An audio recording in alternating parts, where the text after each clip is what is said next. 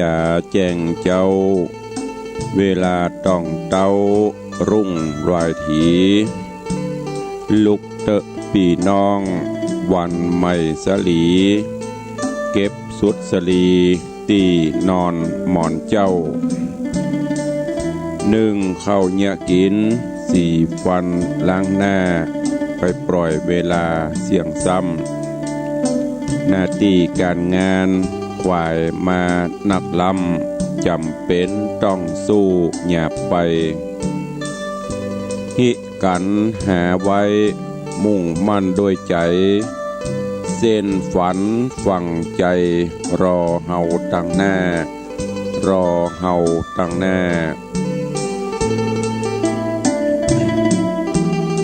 ขอยกมือ10 นิ้วกราบนบนอบน้อมอย่างพระติรัตนแก้วเจ้าตั้ง3ประการ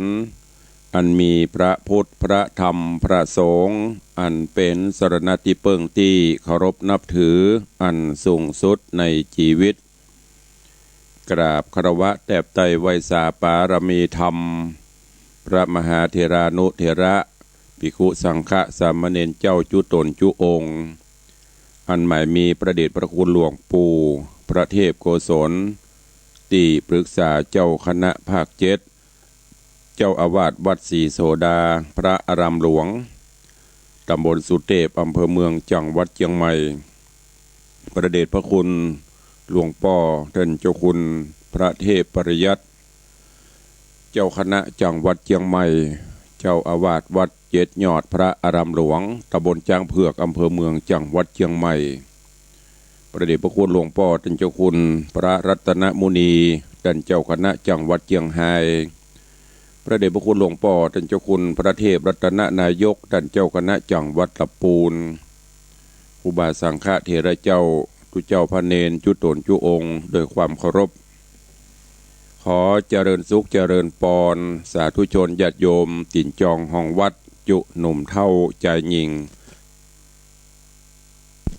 ก็ขอน้อมต้อนรับทุกท่านเข้าสู่รายการมรดกธรรมกับเมืองทางสถานีวิทยุกระจายเสียงวัดฝ่ายหินตำบลสุเทพอำเภอเมืองจังหวัดเชียงใหม่สถานีวิทยุวัดหนองกายตำบลสันปัญญังอำเภอแม่แตงจังหวัดเชียงใหม่สถานีวิทยุ CM77 วิทยุอินเทอร์เน็ตล้านนาสถานีวิทยุพระพุทธศาสนาจังหวัดเชียงรายและสถานีวิทยุคลื่นพระพุทธศาสนาและจริยธรรม96 เมกะเฮิรตซ์พร้อมกันนี้เจริญสุขเจริญปอนญาติโยมติดตามรับชมรับฟังต่างเฟซบุ๊กเฟซไลฟ์ต่างเว็บไซต์ต่างๆอยู่ในเวลานี้รายการนี้ดำเนินโดยตู้ลุงในวังอาตมภาพพระครูวิสิตศรีลาภรณ์เจ้าคณะตำบลป่าแดดเจ้าอาวาสวัดวังสิงห์คำตำบลป่าแดดอำเภอเมืองจังหวัดเชียงใหม่เป็นผู้ดำเนินรายการก็ปากกันกูเจ้าตั้งแต่เวลา6 โมงไปถึง7 โมงยกเว้นพี่น้องต่างเชียงรายที่รับสัญญาณจากวัดพระแก้วก็ฟังกันในเมื่อค่ำยามคืนขอกราบขอบพระคุณท่านผู้อำนวยการทุกสถานีเจ้าหน้าที่ช่างเทคนิคทุกท่านและสาธุชนญาติโยมที่ติดตามรับฟังรายการมาโดยตลอดปะกันวันนี้ก็เป็นวันทำการทำงานกันตามปกติหลังจากที่หยุดกันมาได้2 วันวันนี้ทำการทำงานกันตามปกติและในช่วงนี้อากาศก็เริ่มจะอุ่นๆลงพองละความเหน็ดหนาวเย็นก็เริ่มสั่งซาลงไปโรคระบาดก็เริ่มสั่งซาลงไปขอภาวนาให้โรคระบาดต่างๆได้หายมาลายไปโวย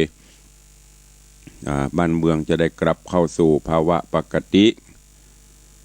ก็แต่จะได้ก็ตามก็ขอให้ญาติโยมเฮาเนอะได้ป้องกันตัวยังจะไปกาดตกเตื้อก็ให้ปฏิบัติตามกระทรวงสาธารณสุขทางราชการทางนี้ก็เพื่อประโยชน์และป้องกันตัวของเฮาเอง เพราะว่าโรคมันก็ปรับตัวไปตับกับโรคนะโรคคือโรครอเรือคือโรคภัยไข้เจ็บพยาธิพยามต่างๆมันก็วิวัฒนาการไปตัวเองโลกก็คือโลกมนุษย์เฮาเหมือนดังตัวเฮาเจ้าข้าทั้งหลายก็ปรับปรุงเปลี่ยนแปลงไปเฮาจะสังเกตคันว่าแม้แต่ประเพณีวัฒนธรรมอย่างต่างๆของเฮาก็ต้องปรับเปลี่ยนไปตามกาลเวลาเชื้อโรคมันก็ปรับไปตามของมันลองพอแม้แต่กระทั่งยุงเมื่อก่อนนี่มันสาบขวนหน่อยมันก็ตายบัดเดี๋ยวนี้เอาแอดก็ได้เอาแอดก็ได้เอาหยังก็ได้เอาไปอยู่แล้วก็ตัวก็ปรับปรุงปรับวิวัฒนาการใหญ่ขึ้นกูเตือนนี่ยุงตัวเต่าอย่างพอถ้าข้าบหันบัดเดี๋ยวปดโตก็ยงก็ยังเชื้อโรคก็เช่นเดียวกันมันก็ปรับไปบางเตือโคนวัคซีนโคนยาตัวนี้ได้มามันก็กลายเป็นพันธุ์อื่นแหมนะลบไปอันนี้คือวิวัฒนาการการเปลี่ยนแปลงของโลกดังนั้นก็จะไปประมาทกันดูแลร่างกายดูแลสุขภาพของเราประคับประคองไปคือมีสุขภาพอนามัยยืนยาวไปวันนี้ก็ขอให้ทุกท่านมีความสุขบอกว่าจะเดินทางไปที่ไหนทางใดก็ขอให้แกล้วกราดปลอดภัย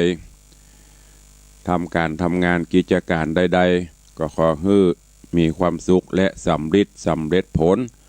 ตามมโนในไฟอ้างเหมือนกันทุกท่านทุกคนวันนี้ต้องสู่มาเสียงอาจจะกะแอมกะไอพ่องเสียงอาจจะแหบลงก็อย่างที่ได้บอกไปสภาพอากาศพ่องตลอดจนการพักผ่อนพ่องข้าวก่อนตอนก่อนก็ได้บอกไปว่ามันเข้าสู่ในบนห้องอย่างวัยกลางโคน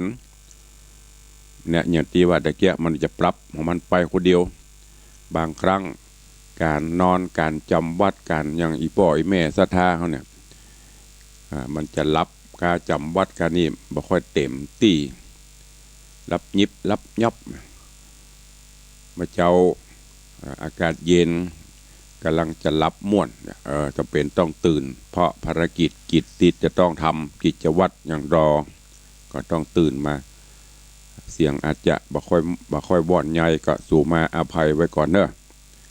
ก็มาฟังกันต่อในเรื่องของ8แรงออกยอด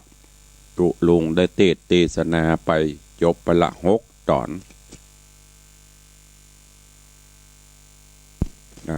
ได้6 ตอน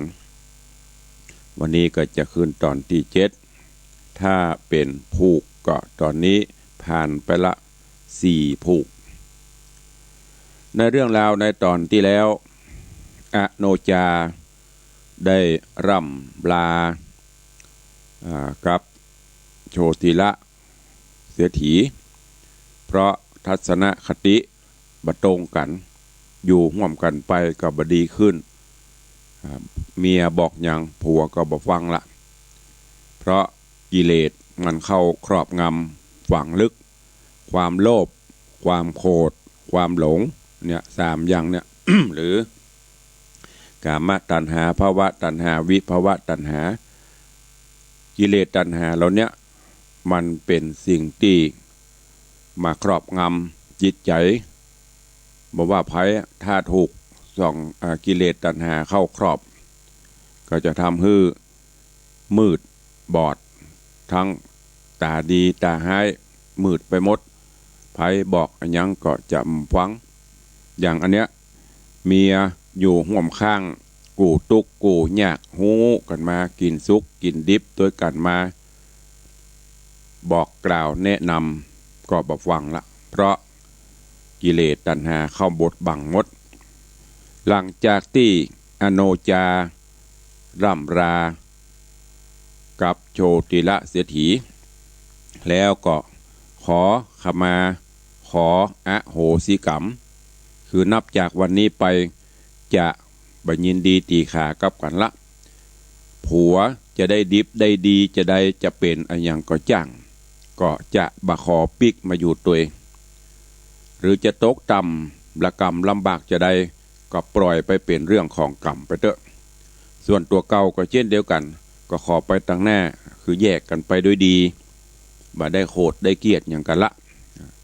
บ่ฮือมีอย่างกันขอสู่มาอภัยซึ่งกันและกันจากนั้นอโนจาก็เดินทางไปแสวงหากิจการต่างๆคือไปต่างภายต่างมัน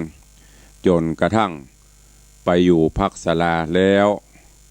ได้อธิษฐานจิตโดยเสี่ยงตายเอาผ้ามัดหัวหรือผ้าเคียนหัวเนี่ยอย่างที่ตุลุงบอกมาก่อนอีปอยอีแม่เขานี่จะมีผ้ามัดหัวผ้าเคียนหัว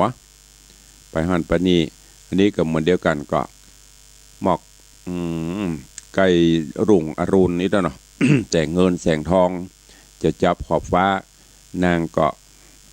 สัจจะอธิษฐานเอาผ้าเคียนหัวมาตั้งจิตนึกถึงคุณพระพุทธพระธรรมพระสงฆ์เตปาอาหักสิ่งศักดิ์สิทธิ์ทั้งหลายขอให้นำปาเอาผ้าเคียนหัวคือที่เสียงทายเนี่ย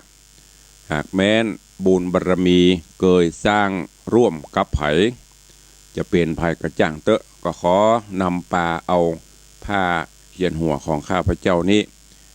ไปเปะไปปะไว้จากนั้นก็ยกอธิษฐานปรากฏว่าผ้าเคียนหัวของนางล่องลอยไปลัดเลาะไปตามตรอกซอกซอยบ้านน้อยบ้านใหญ่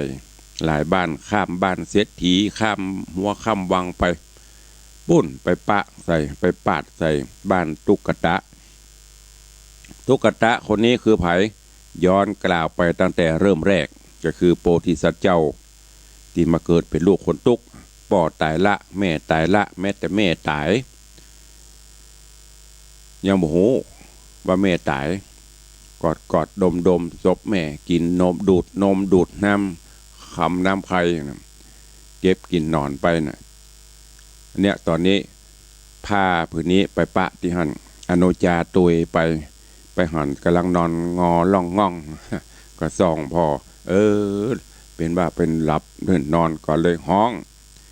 เรียกร้องโพธิสัตว์เจ้าจนตื่นขึ้นมา แล้วก็อู้จากันโพธิสัตว์เจ้าตุกตะก็บอกโอ้เฮาตุกนางเหยบ่มีหยังจะเลี้ยงนางเนอะแต่ว่าเฮามีแค่ศีลก็ทำท่านนะจะคือร่ำรวยเหมือนเปิ้นคืออยู่สุขสำราญบ้านใจเหมือนเปิ้นก็บ่ได้ฐานะเฮาก็เหมือนยันที่นางหันนั่นนะอโนจาก็บอกว่าเป็นหยังจะทุกข์จะยากปานใดข้าเจ้าก็ขออยู่ตัวเนี้ยตึงบอกไปไหนบัดทันไล่โพธิสัตว์เจ้าตุกตะบอกจะได้นางกำไปเมื่อเป็นเช่นนั้นก็ตกลงอยู่ด้วยกันไปในเรื่องราวตอนที่แล้วมาถึงตัดตินี้ตอนนี้ไปก็ฟังในตอนต่อไปว่าเรื่องราวของ8แล้งออกยอดและชีวิตของอโนจาจักเป็นไปจะได้เจิญญาติโยมทั้งหลายติดตามรับฟังพระธรรมเทศนาเรื่อง8แล้งออกยอดในตอนต่อไปณโอกาสบัดนี้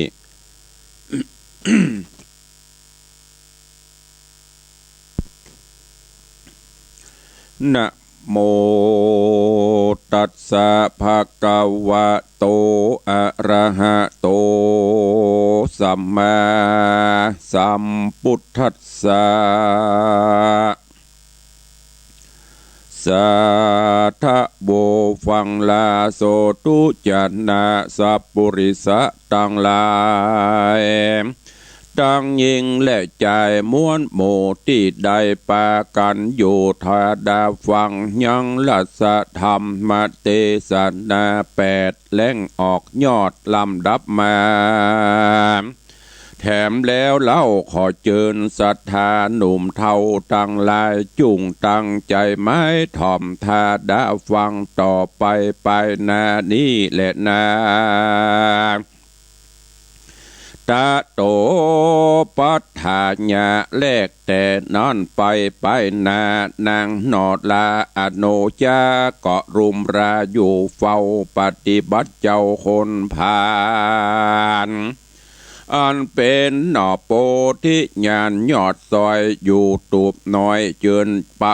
อนปังเหตุกำลังบอกขาดมาตองปาดตุยตันนางแป่งปันช่วยสั่งบอกกล่าวอ้างตั้งนี้การเฮือนมีหน่อยใหญ่เอาใจใจตามกองบอติปองโลภมากอยู่ตามยากอนาถาส่วนนอพุทธากรรมพระก็เข้าป่าตึงวานแอวโด่งตันท้องเถื่อนบอบมีเปื้อนปอสองหาใบตองหยวกกรวยพร้อมพร่ำโดยหลัวฟืนได้แล้วคืนปีกปอกมาสู่อาณาเข้าปาดลาแผ่วกวาดแผ่วกาดขายเสียงขาดจุประการซื้อเข้าสารของแห่งใดแล้วแสงคืนหลังปอกมายางที่เก่าดังนี้เล่าจุวันก็มีฮันเลดนาอาเทกาติวสังยังมีวันเดิงใส่นางนอดไทยอโนจาหันสามีกาหิวหอดจริงจกถอดแว่นคำมีก้านำบอดน้อยจากนิ้วก้อยมือนางนำมาวางตอดนาใจกำพระผัวขวัญว่าปี้อย่าพันเข้าป่าอย่าเสาะล่าหาต้องจุงเอาของข้าน้องไปสู่ห้องปุรีกะมันมีหลายแหล่นับแต่หลายปันการเข่าหันเตียงซื้อจุงขายหือเข้าไปการว่าปีมีจะใครใดของเครื่องใจนาจุงซื้อมา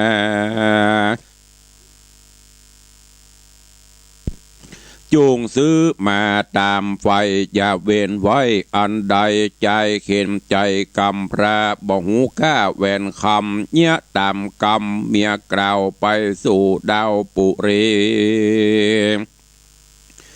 ยืนแหวนดีขายขาดตามหมู่กาดคนลายจุมหญิงใจเล้งพอบ่อู้ต่อไข่กามพ้องเอาตำวางเกลาว่าของนี้เล่าแปงเขาเต้าแย่งพอยื้อไผ่บ่ซื้อสักค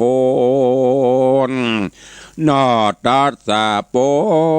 นเตียวสอดต่อเต่ารอดถึงแหล่งขายแว่นแปงบดใดฮ้อนเดือดไม่แน่นา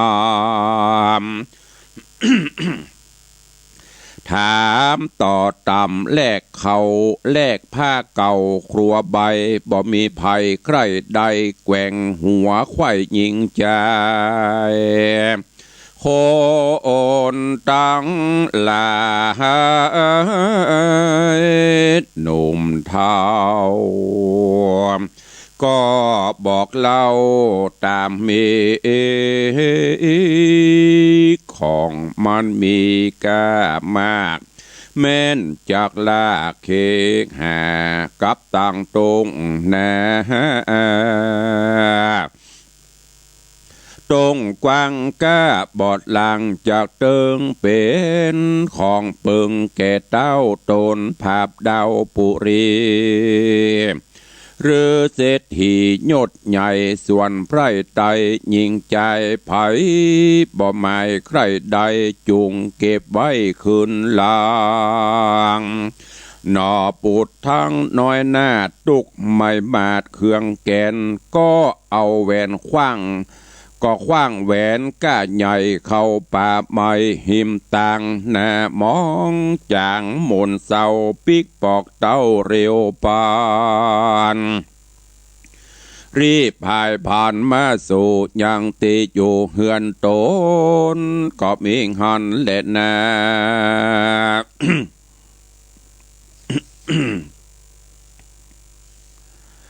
ตังสุตวาอาภิกขเวดุราภิกขุทรงต้นทะลงสินใสบ่อเศร้าส่วนนางนอนเนาอโนจาได้ฟังกำจ่าด้านต่อแห่งเจ้าหนอผัวควร แบ่งใจมันชื่นจอยไข่ตอบถอยกำไปว่าแหวนคำใส่นั้นใส่มีก้าใหญ่ดีลีหัวมันดีเป็นเกลียวมีก้าแล้วกวนเมืองวันนาเรื่องบอดเศร้าสืบแต่เก้าปิตาขอสามิกาขินคาอย่าได้จ้าเรียวปันไปตัวพันเสาะศอกหือได้ปอกมาไว้เตเหนียวไพร่ไตหน่อยใหญ่ไปปะใส่เอานี้เจ้าบุญมีกำพระก็รีบกว่าไปไวเก็บแหวนใส่หน่วยเกี่ยวกันได้แล้วปิกมาปันยกยื่นปันบ่จาแก่นางนอดลาอโนจาแล้วใครจะต้านเล่าว่าดูรานางนอดเนาหอมแปงนางว่าเป็นคำแดงก้าใหญ่ปี้ปะใส่มีนำนา ที่ดอยผา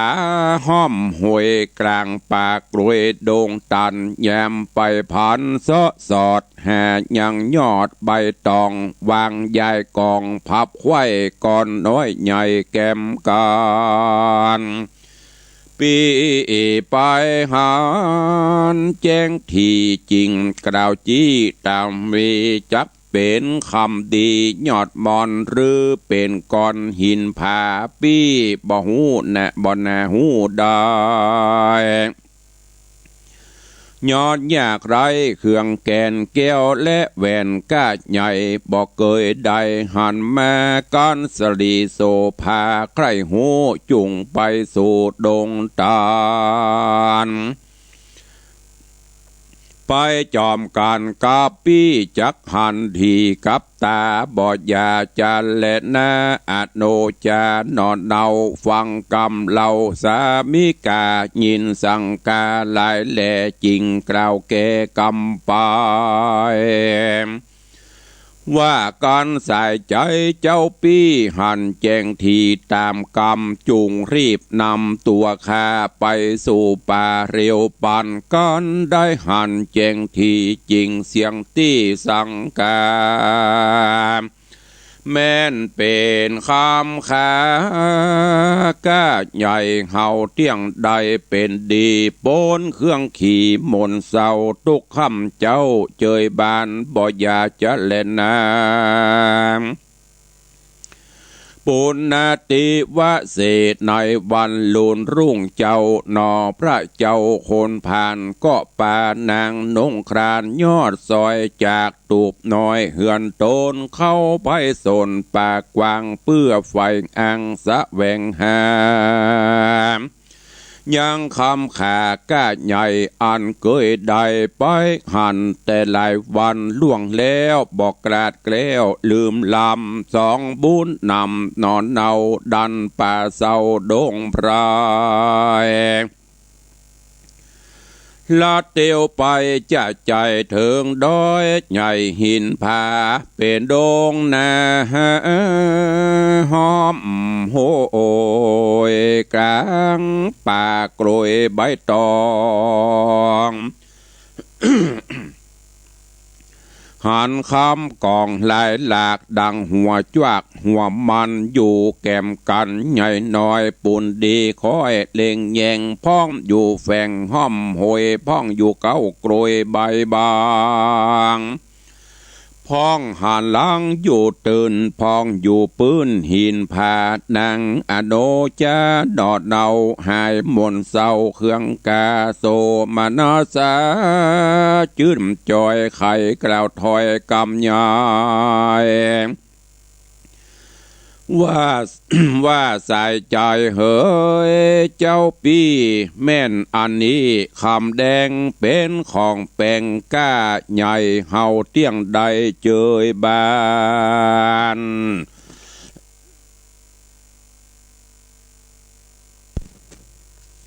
หายมองผ่านกันอยากหายลำบากเครื่องขี่แม่นปาระมีจัดแล้วบอกกราดเกลียวโดยตันฮื้อได้หันโจกใหญ่กลางป่าไม้ดงดอนสะลีบางอ่อนดอดเนาไข่ตานเล่านาดาตาวันดาย่อนหอยจักกราดกร้อยลงแหลงก็หาบคำแดงตั้งกู้ปอกมาสู่เฮือนโดนโคตรขุมมนกว้างใหญ่เอาคำใส่ตืดตันยามถึงยามวันผูกเจ้าสองดอดเนาบุญนำไปหาบคำแถมใหม่มาฟังไว้สันเดียวปีกปอกเดียวจะใจดาจักได้ปอเดือน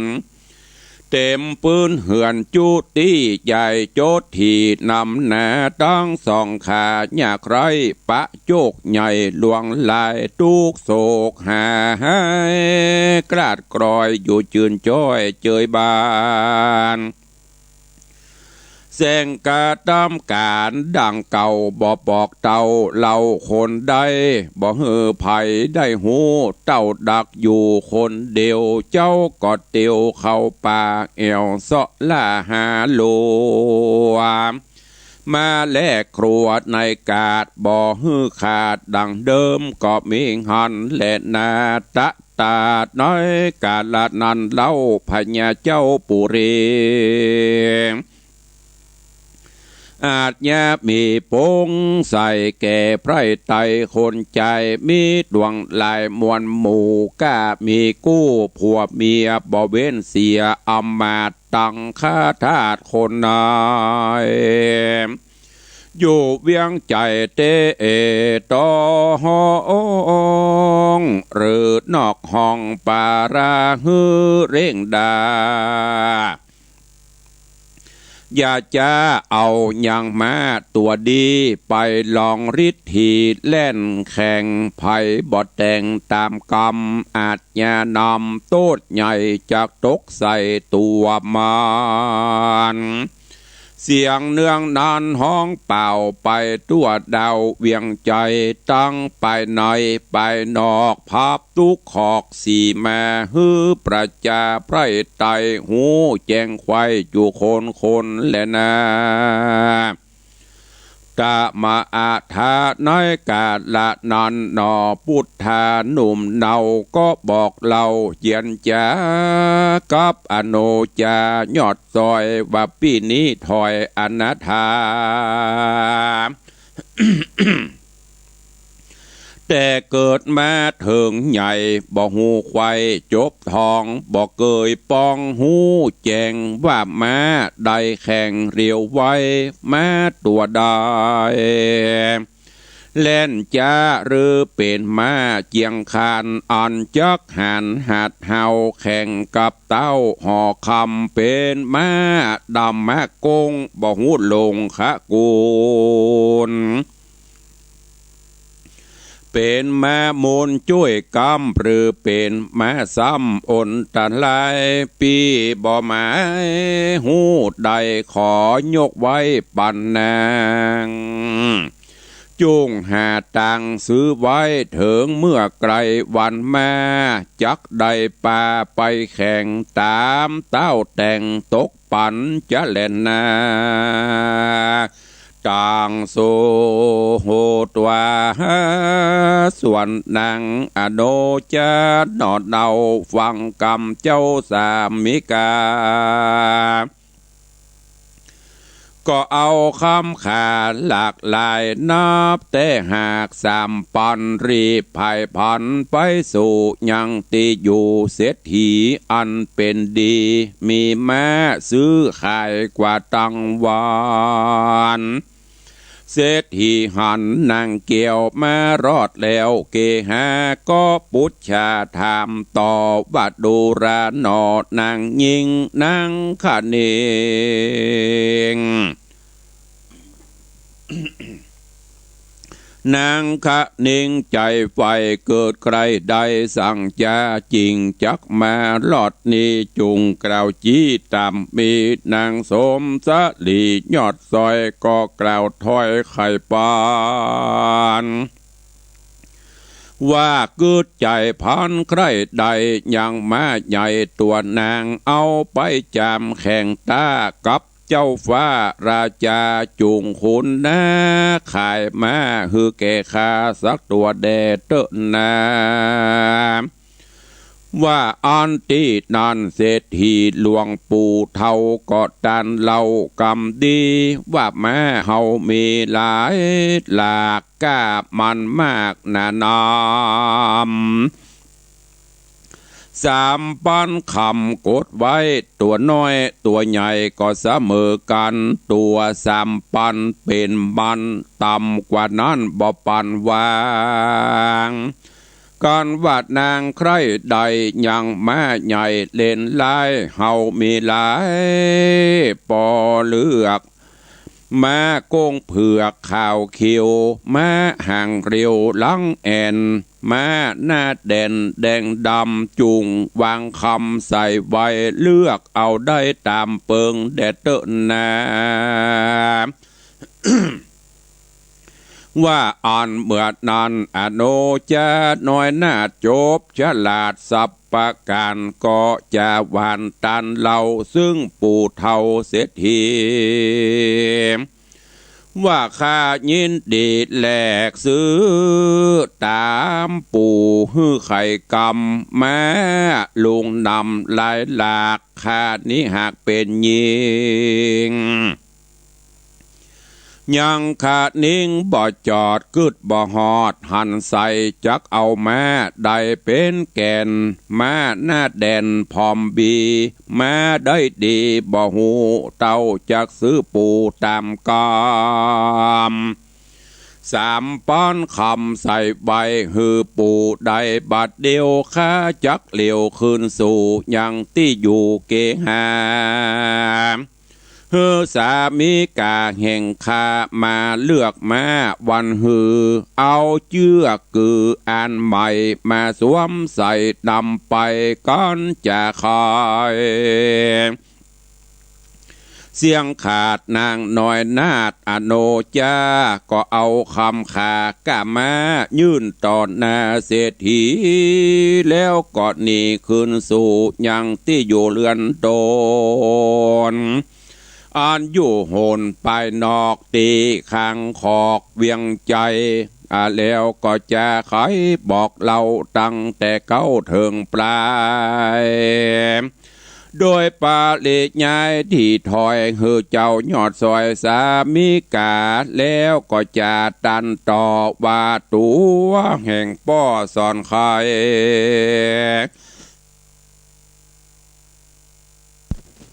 ว่ามาว่าแข่งตาจำลองฮือเอาตองกล้วยอ่อนไปวางบ่อนมันเตียวแม้ได้เรียวข้ามย่ำตองบ่จำเป็นหอย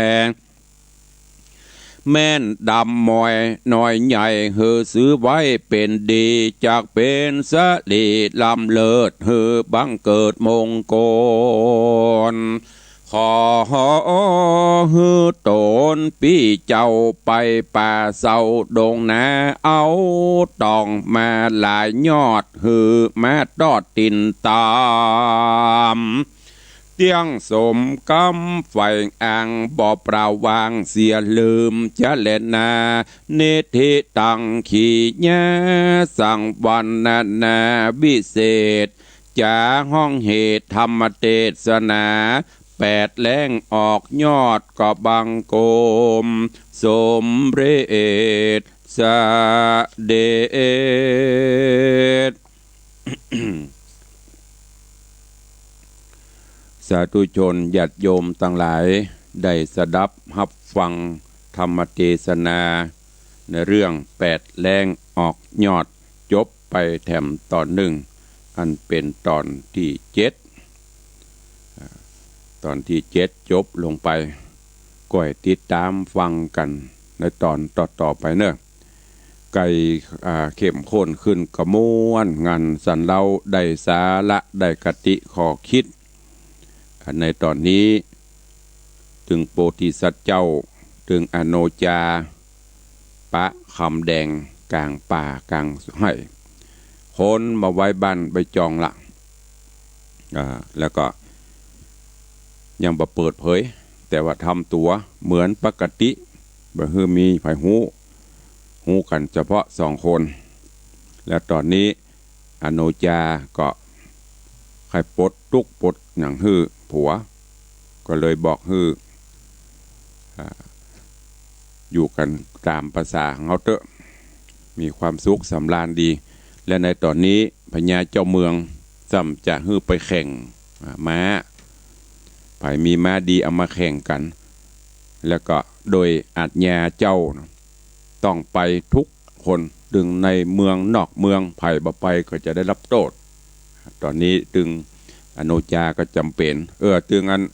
โพธิสัตว์เจ้าทุกขตะจำเป็นจะต้องไปแต่บ่มีความรู้ในเรื่องการซื้อม้าเลือกม้าก็เลยฮืออโนจาไปซื้อฮือตอนนี้อโนจาก็บอก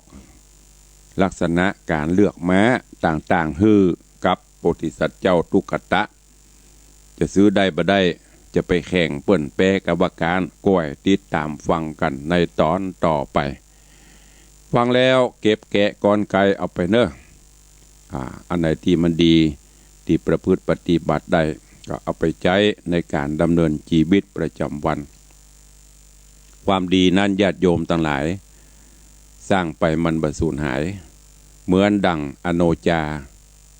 เหมือนดังตุกตะจะตุกจะยากปานใด ก็บ่ได้เสียศีลเสียธรรมประพฤติปฏิบัติตามศีลตามธรรมบ่มีความละโมบโลภมากได้เท่าที่ตัวได้มีในสิ่งที่ตัวมีเพิ่นว่าเปิงใจในสิ่งที่ตัวได้พอใจในสิ่งที่ตัวมีก็มีความสุขแต่ตราบใดที่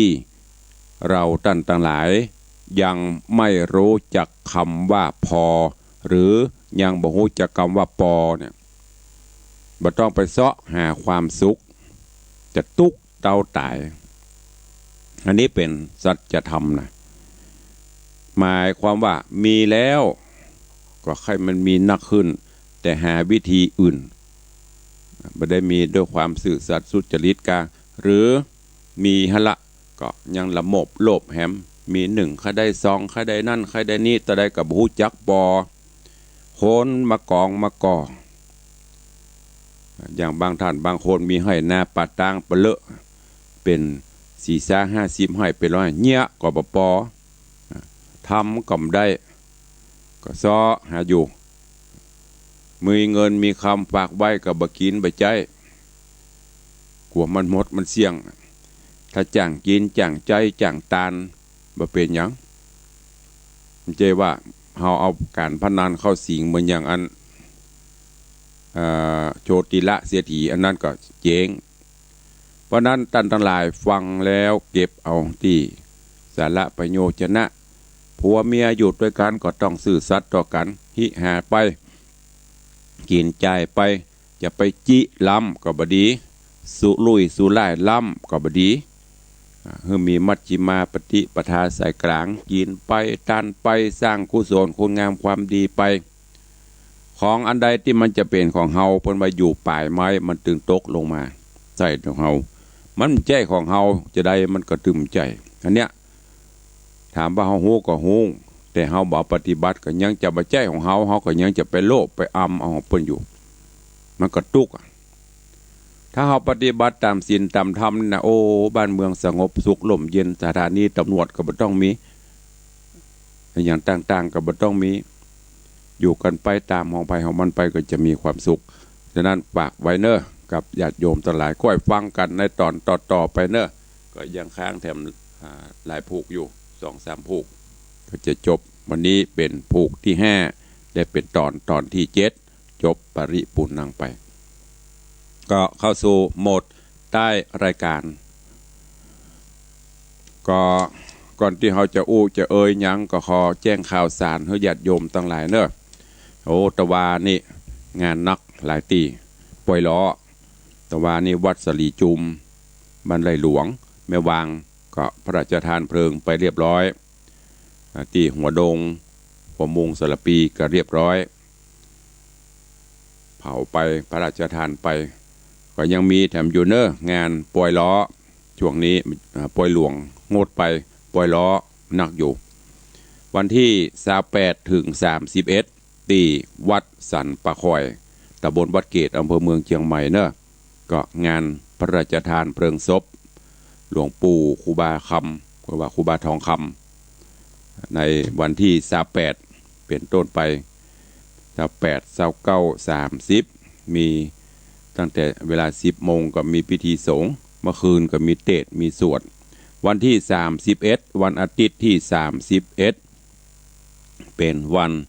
พระราชทานเพลิงเนอะแจ้งเจิญญาติโยมศิษยานุศิษย์ได้ทราบโดยทั่วกันที่วัดเจดีย์หลวงวัดเจดีย์หลวงอันนี้เป็นเดือนกุมภาเดือนหน้าก่อนก็งานพระราชทานเพลิงศพหลวงปู่ชูเกียรติ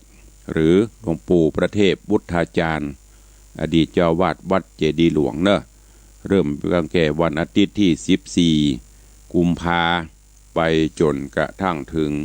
วันที่20กุมภาเป็นวันพระราชทานเพลิงศพที่วัดเจดีย์หลวงก็ประชาสัมพันธ์ให้ทุกท่านได้รับทราบด้วย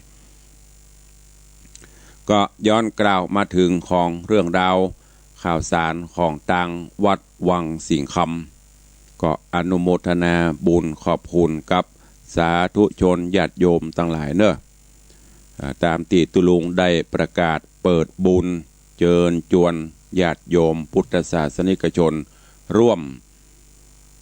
บริจาคสมทบหรือว่าบริจาคจตุปัจจัยในการปิดทองคำเปลวหลวงพ่อพระเจ้าตันใจ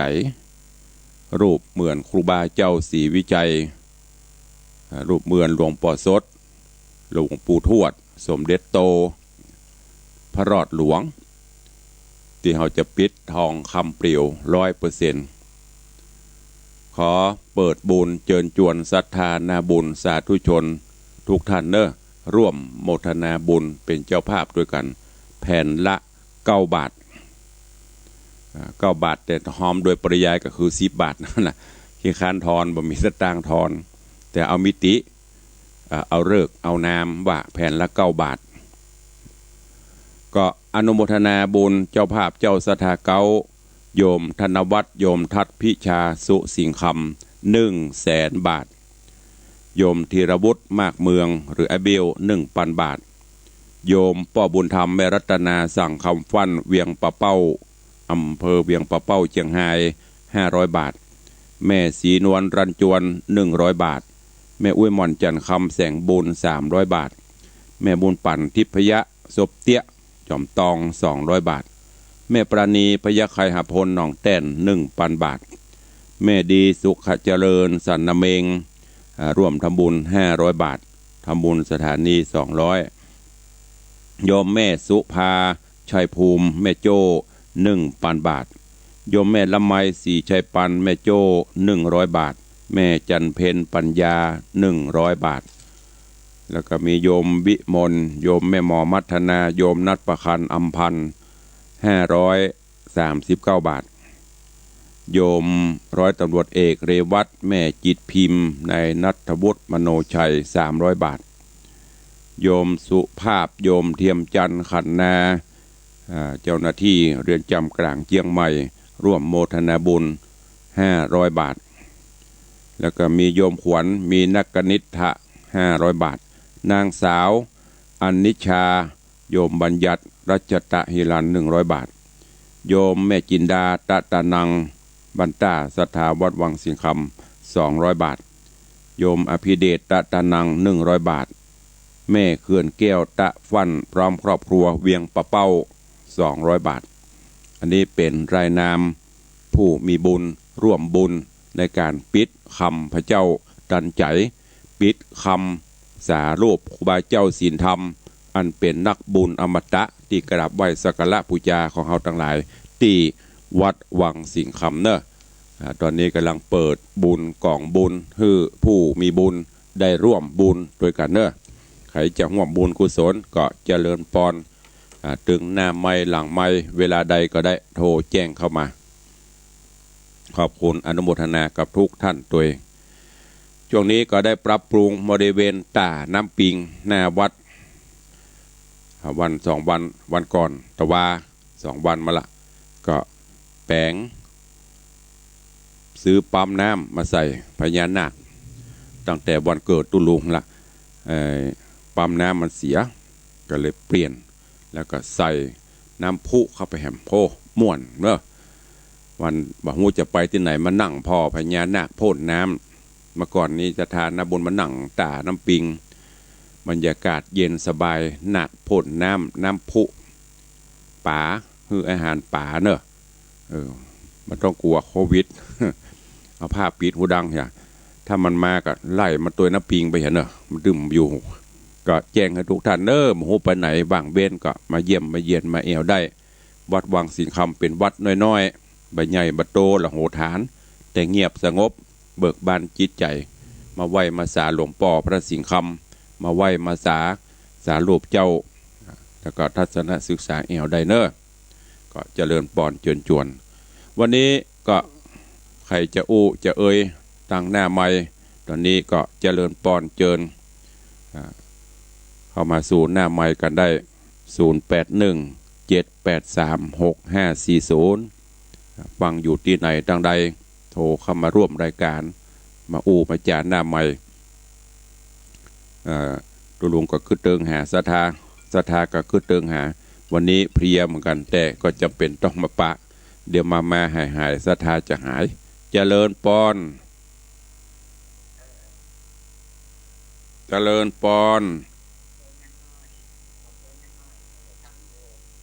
ฮะอย่างก็อู้ดังอุ้ยบ่ได้ยินบ่ได้ก็โอ้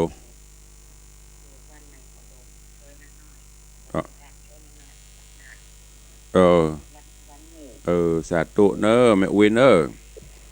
เจริญพรจากนาน้อยจังหวัดน่านฟังอยู่ถึงวันสาธุเนอ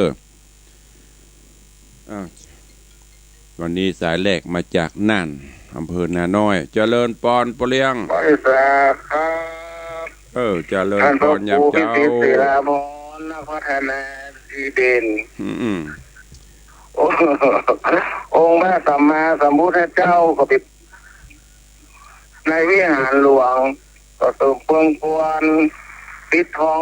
8-9 องค์8-9 รูปหมดแล้วเจ้าเหลืองอารามท่านพระครูวิศิลาพรทุกเจ้าในวังก็เปิดไฟส่องเข้าทุกตาทุกใจศรัทธาพ่อแม่พี่น้องที่ได้มามาหาเนาะเดี๋ยวนี้ท่านก็จะได้ติดทองอุบาเจ้าตันใจทุกเจ้าองค์ใจองค์หลวงแล้วก็อุบาเจ้าศรีพิจัยนักบุญแห่งล้านนาไทยเฮาแถมหลวงพ่อโสดหลวงปู่ทวดองค์พระสมเด็จพระยันโตพระมหาลังสีแถมและหลายองค์ขอเชิญFCพ่อแม่พี่น้องเนอะผู้มีบุญใหญ่บุญหลวงด้วยกันติดร่วมกันนะครับสาธุอนุโมทนาบุญบารมี ขอท่านพระครูขอมือกว้างใส่สำเร็จรุ่ล่วงประเทศดีนะครับ สา ไปกราบ ธุ ครั สา บ ธุสาธุเนอ ครับ ขอบุญรักษานี่คือเสียงเจียเจิญเจริญปอนจากเจ้าภาพเจ้าศรัทธาเก้าคุณโยมธนวัฒน์สุสิงห์คำหรือผู้เลี้ยงส่งซึ่งท่านได้ร่วมเป็นเจ้าภาพเก้าในการปิดทองจำนวนเงิน100,000 บาท เจ้านี้ก็ได้ประชาสัมพันธ์เจียเจิญญาติโยมร่วมบุญกุศลตัวก็ฝากไว้เด้อเอาสายต่อไปฟังอยู่ที่ไหนต่างใดเข้ามาเด้อมีก็0817836540เวลาก็ใกล้จะหมดละเหลือเวลาแถมประมาณ2 นาทีใครฟังอยู่ที่ไหนต่างใดเข้ามาเด้อดักปิงบินบ่อยเนาะ หายไปโควิดบิดไปหมดตัวตุลุงก็ถ้าจะกวดติดโควิดกะเลยมีใครโทรแล้วก็ส่วนมากกับหมู่เดิมเก่าหมู่ใหม่ๆถ้ามีใครติดตามหายหมดเจริญปอนภาษาท่านพระครูมาจากกว่าแปลงแล้วเนอะมาเติมหมดเดี๋ยวเดิมเก่าน่ะนำตึมมีคนใหม่ขัดตึมฟังตุลุงกะป่าแปรเฮียเมืองนั่นเฮียแม่สีนวลลันจวนกำลังเข้ามาหัน ขอบคุณอนุโมทนาหนาวข้อนี้ฮ้อนละจะขาปดประเดี๋ยวเนี่ยสาธุ น้ำเหมยน้อยจริงจะขาเนาะจะไปโจมมันตามฤดูกาลมันเนาะสาธุเนอฟังท่านพระครูตลอดเนอะฟังท่านพระครูตลอดสาธุจากป่าแปะเจริญปอนแม่สีนวลหมู่เดิม FC เดิมหน้าเดิมว่า2 วันละอันออกมาก่อนตันได้ฟังท่านพระครูสรุปทำไปนี่อย่างเมาไปไหนเมาแล้วกินอิ่มกันนะเปิ้นลูกเปิ้นห้องลูกรับลูกไว้เมื่อวันนะเนาะทำงานเมื่อวันมันอิดเนาะเลยลูกควายเจ้าก็เดี๋ยวเปิดนาฬิกาไว้ดังๆจะห้องลูกเจ้าเจริญปอนเนอสาธุนมัสการเจ้าเปิ้นมีความสุขเนาะเปิ้นลูกควายได้ไอ้เฮานี่มันลูกควายไปได้ภาระหน้าที่ต้องรอเจริญปอนกาเมออนครับผมหมู่เก่าเนี่ยนะเขาก็ว่าคนใหม่กับคนเก่านะแต่หายไปเก่าไปใหม่มาเก่าก็ต้องฟังตลอดละว่าเล่นเซียวกันไปเล่นเนื้อม่วนดีครับผมสักวันจะเข้าไปครับสาธุอนุโมทนาครับผมจากแม่ออน FC รายการคนเก่าคนใหม่คนเดิมเจริญปอนสายต่อไปมีแล้วเนาะมีกระจบข่าวสุพัฒน์เอี่ยมเจริญมาสายสุดท้ายปิดเสียงว่าได้เวสาเจ้าพระครูครอบครัวแม่สุพัฒน์เอี่ยมเจริญพร้อมลูกพร้อมสายนี้ขอเจ้าพร้อมครอบครัวผู้คนเจ้าขอร่วมปิดทองของพ่อ500 บาทเจ้าแล้วอย่างแหมก็อย่างเดียวเนาะแม่สุพัฒน์เอี่ยมเจริญ500 บาทเอาครอบครัวนะเจ้าโอทิศเป็นลูกเลยเจ้าเดี๋ยวก็หลังไม้ก็เดี๋ยวก็หลังไม้เนอะเวลาหมดละสาธุอนุโมทนาสาธุขอบคุณหลายๆเนอะโยมแม่สุพัฒน์เอี่ยมเจริญมาปิดท้ายรายการในวันนี้มันจะไปกันเวลาหมดนะให้ลูกควายกันนะมูเนี่ย เวลาหมดแล้วเนอะสายสุดท้ายอินดูป่นเจริญปอนเข้าใจเร็วๆเวลาหมดแล้วไว้สาเช้าไว้สาว่ามาบ่อยๆโทษเวลาบัดเจ็บมืออยู่สุพรีจะซ่อนอำเภอแกงฟ้านให้เจ้าอยู่สุ